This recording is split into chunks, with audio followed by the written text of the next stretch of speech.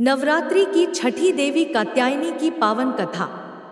नवरात्रि के छठे दिन मां कात्यायनी की पूजा की जाती है। मां कात्यायनी को शक्ति के रूप में जाना जाता है। नवरात्रि के 9 दिन अत्यंत ही शुभ दिन होते हैं, जो देवी दुर्गा के 9 रूपों को समर्पित है। देवी कात्यायनी को एक उग्र रूप में दर्शाया गया है, जो शक्ति, साहस और बुराई पर विजय का प्रतीक है। पौराणिक कथाओं के अनुसार मां कात्यायनी का जन्म राक्षस महिषासुर का अंत करने और उसके प्रकोप से सृष्टि की रक्षा करने के लिए महर्षि कात्यायन के यहाँ हुआ था। ऋषि कात्यायन के घर पुत्री रूप में जन्म लेने के कारण ही देवी को कात्यायनी नाम से पुकारा जाता है।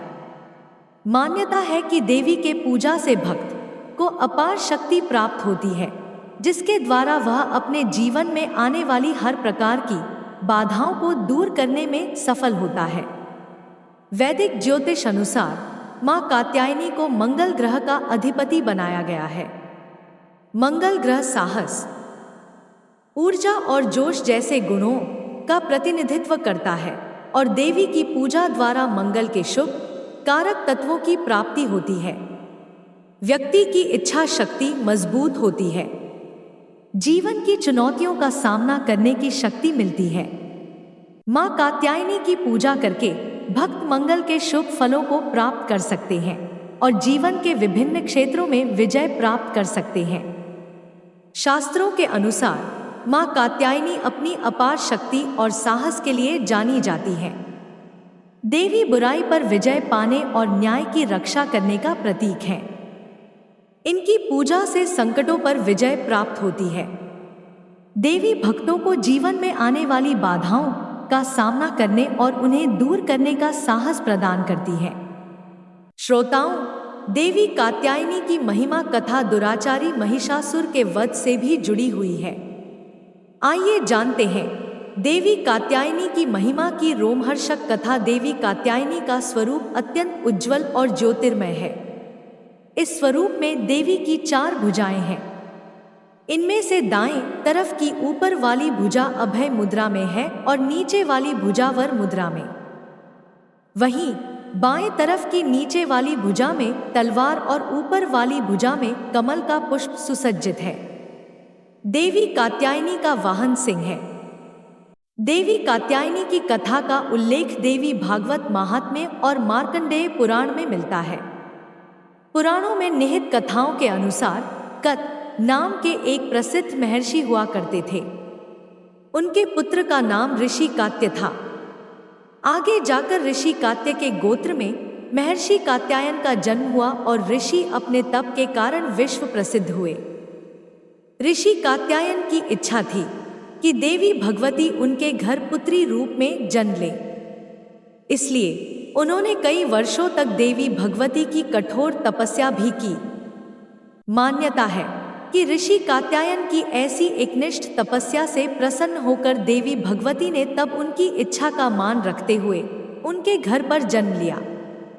ऋषि कात्यायन की पुत्री होने के कारण ही देवी भगवती देवी कात्यायनी कहलाईं।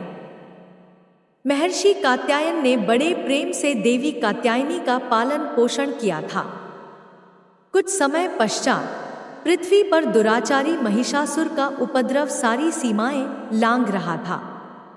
महिषासुर को ये वरदान मिला हुआ था कि कोई भी पुरुष कभी उसे पराजित या उसका अंत नहीं कर पाएगा। इसलिए उसे किसी का डर नहीं था और देखते ही देखते उसने देवलोक पर भी अपना कब्जा कर लिया था।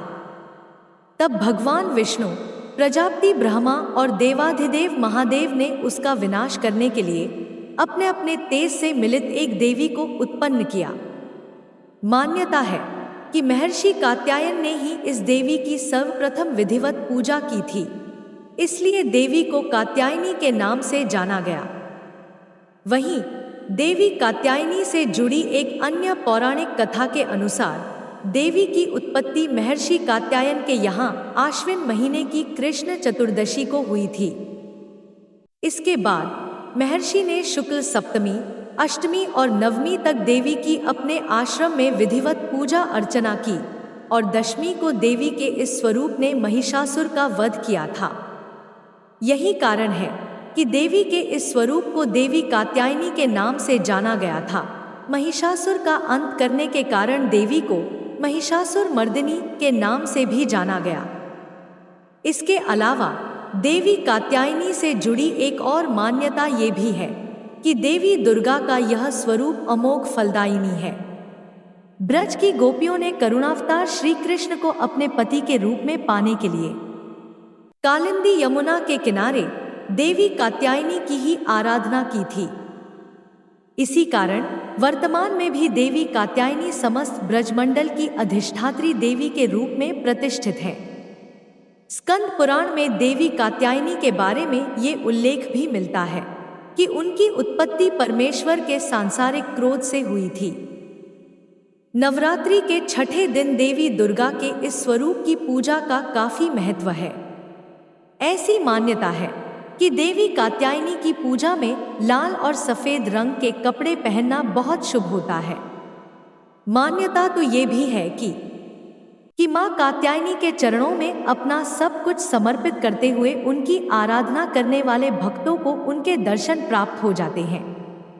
देवी के इस स्वरूप के पूजन से भक्तों में एक अद्भुत शक्ति का संचार होता है। देवी कात्यायनी का ध्यान गोधूली बेला में किया जाना चाहिए। देवी कात्यायनी की आराधना का मंत्र है देवी कात्यायने नम, अर्थात ओंकार के जैसे निर्विकार स्वरूप वाली देवी कात्यायनी की कृपा व शुभ दृष्टि हम पर बनी रहे। हम उन्हें बारंबार नमस्कार करते हैं। ऐसी मान्यता है कि देवी कात्यायनी को शहद अत्यंत प्रिय है।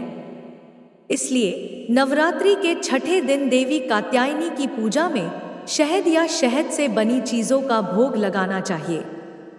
देवी कात्यायनी के विधिवत पूजन के पश्चात महादेव की भी पूजा करने की मान्यता है। श्रोताओं, देवी दुर्गा के कात्यायनी अवतार की कथा हमें यही सीख देती है कि अगर भक्ति और संकल्प सच्चा हो तो परम प्रकृति की कृपा सदैव बनी रहती है। जिस प्रकार महर्षि कात्यायन के एकनिष्ठ तपस्या से प्रसन्न होकर देवी दुर्गा ने उनकी इच्छा और तपस्या का मान रखा, ठीक उसी प्रकार मनुष्य को भी अपनी भक्ति, निष्ठा और संकल्प के पथ पर अविचल रहना चाहिए। उम्मीद है यह कथा आपको पसंद आई होगी, तो प्लीज वीडियो को लाइक, चैनल को सब्सक्राइब करिए। एक बार प्रेम से बोलिए माता कात्यायनी की जय।